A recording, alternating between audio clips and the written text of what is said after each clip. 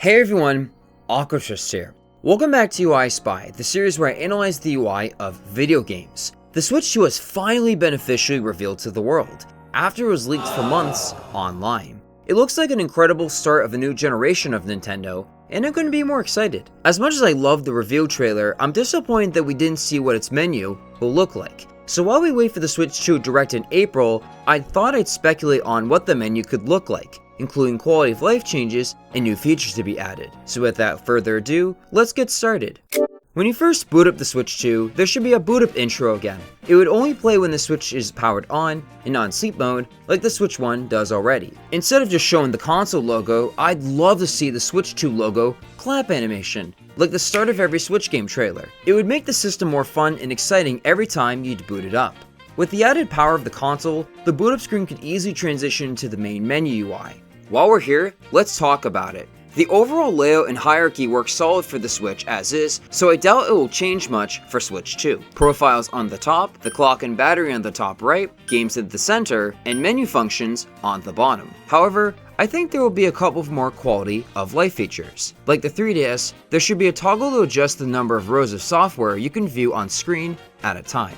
This should be super useful for keeping track of all the games and apps you own, without doom scrolling through all software. And the default size still works for people with a small library of games, like at tournament setups. With the rise of digital purchases, organizing one's game library is more important than ever. So implementing this feature could help with this. Maybe you could put the Joy-Con in mouse mode and use it as a scroll wheel to quickly adjust the view, so you don't only have to use this toggle option. Folders, or groups as they are called on Switch 1, would also help with this. Like the 3DS, they could be color-coded to keep them more organized. But you should also be able to choose from some preset icons to differentiate between them easier, like the profile pics you can get using My Nintendo Platinum points. But what's better than folders? Themes. Yes. It's about time for themes to make a comeback for the Switch 2.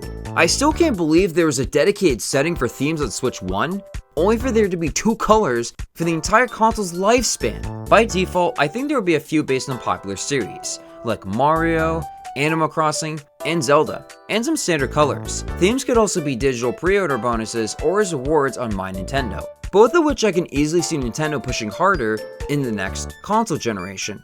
You could also buy new themes from the theme shop, built into the console like on the 3DS. Currently, it's difficult to distinguish between different people's Switches other than their Joy-Cons and game libraries, so themes will play a key part in personalizing your Switch to make it feel like it's your console. Another major feature that I think will return is StreetPass. I think bringing it back will incentivize people to bring their Switch 2s in public more. I've brought my Switch to so many different cities and states throughout my life and wish I got a bonus for doing so. Imagine how cool it would be to be on a trip, leave your Switch 2 in sleep mode, and when you turn it back on, you see other Switch 2 owners who you've passed by. This may be unlikely, since it would be hard to tell without there being a green LED light on the console, but it'd be great to see it come back. There's so much potential with how they could evolve StreetPass for the modern era, enough for its own video. Let me know in the comments if you want to see it. I also added a new social feature shortcut, replacing the News app. There's a lot of mystery surrounding the C button on the right Joy-Con. Does it stand for cast? Chat? Whatever it is, I believe it will be an integral part of the Switch 2 experience. With Nintendo no longer supporting Twitter for uploading media from the Switch 2, this would be a great way to share cool gaming moments in a very Nintendo-y way, similar to Nintendo Music being created for streaming Nintendo songs, instead of using a service like Spotify or Apple Music. This could also tie into the Switch Online playtest from the end of 2024. I'd imagine this weird MMO is a beta for a new social media platform being developed.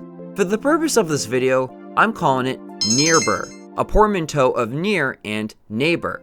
I'd imagine Nearber will be the evolution of Miiverse, featuring hubs where you can interact with different avatars and view posts from your game's community. Think the Plaza posts from Splatoon, but on a larger scale. In that case, it would make sense to integrate the standard news section of the Switch menu into this new social service. Maybe each community would have a host avatar where you could get news from. I think Nearber would be a fun way for people who don't regularly use social media from feeling isolated in their gaming experiences. Also, as StreetPass would be a key social feature of the Switch 2 experience, it would make sense for it to be integrated into the Nearby app. Making it a part of the quick access shortcuts on the bottom of the menu could encourage people to utilize it more, as opposed to delegating StreetPass to a standard app like it was on the 3DS, alongside the other games and apps. I also added a headphone icon for in-game voice chat.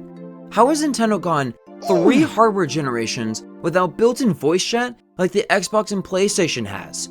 It's about time Nintendo stopped using roundabout methods like the NSO phone app, which only supported a few games, and the Splatoon 2 headset. My God! I understand the concern for giving kids access to in-game voice chat, but parental controls already exist, so this could be another feature that parents could easily lock their kids out of. But if Nintendo doesn't want to properly integrate in-game voice chat themselves, they could just add Discord to the eShop for download, which PlayStation and Xbox have had for years.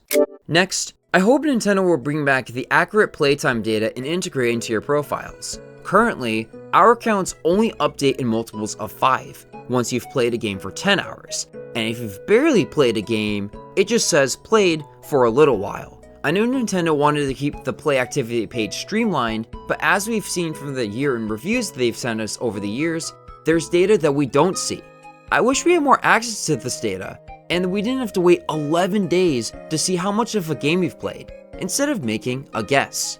Want to have an option of your full activity log at the bottom of your 20 most recently played titles. You'd see a complete list of all the games you've played, including the total amount of hours you've played every week, month, and year.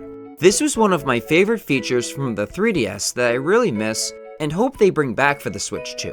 I hope Switch 1 titles you play again on Switch 2, like Smash Ultimate for example, combine your total amount of playtime from both systems. It would be disappointing and inaccurate to say I've only played, let's say 15 hours, but in actuality, I've played over 1500. Whoa! They could keep the estimated hour count from each game when you hover over its icon or view it on your profile, like what the PS5 does. That way, you can still get a glimpse of the amount of time you and your friends have played while it's more accurate. Heck, there's already a homebrew project for the Switch that does this already. The NX Activity Log by Tall Blonde on GBAtemp.net. It displays the exact time you've spent for every game in your library, and the total amount you've played every day and month. It's been out since 2019 and apparently still being supported. The developer integrated the minimalistic UI design of the Switch's menus into their project, and the result? It fits as a natural part of the console. If the activity log was brought back to the Switch 2, the UI will look nearly identical to this. A tale as old as time, a dedicated fan did when Nintendo didn't. And finally, let's take a listen for a second. Yeah, there's music now too. It's about time we get an ambient track in a Nintendo console again, especially all those years of growing up with the Wii, Wii U, and 3DS and hearing all that awesome, just relaxing music, and all of a sudden, silence. Even the PlayStation 5 is a background track, albeit depressing and screams, we're in the 2020s. Adding music is a subtle yet necessary change in my opinion. To avoid a Wii U situation, Nintendo wants to differentiate the Switch 2 in as many ways as possible, without rocking the boat too much. It would be an easy feature to implement, yet enhance the menu experience. I also hope they add a new eShop theme too.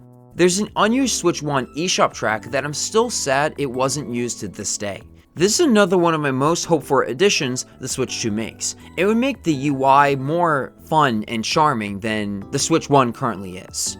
Don't get me wrong, Nintendo did an excellent job stepping up from the Wii U in terms of making the UI experience snappy on the Switch. Well, except for the eShop. I'm not going to go fully into it because it's separate from the core UI of the Switch, but it's still pretty terrible. There are so many just design flaws with it, the speed is just unacceptably bad. Even when you know what you're looking for, it just takes a long time to load. There's no music, so shopping is boring. I get that most people don't listen to music when they shop anymore online anyway, but come on. It's just, you go from all these fun, catchy themes making you feel like you're in some virtual world buying these cool retro games and new indie games to just shovelware and AI slop. And I won't go into detail about all the design flaws of the eShop itself, but just from an experience standpoint, they really need to take a step up for the Switch 2. And there you have it. Those are all my predictions for the Switch 2's UI. 2024 limped, so 2025 can run. I believe this is going to be one of Nintendo's best years yet, with a new console on the horizon. But even if all these predictions are wrong, I'm really hoping the Switch 2 menu is at least better than what we currently have. A nice iterative step with increased power, but still has some nice quality of life features and charm that reminds us why we play Nintendo games in the first place. Let me know in the comments below your UI predictions. Don't forget to like this video, share this video, and subscribe for more game UI content. Thank you for watching, and have a good day. Objection!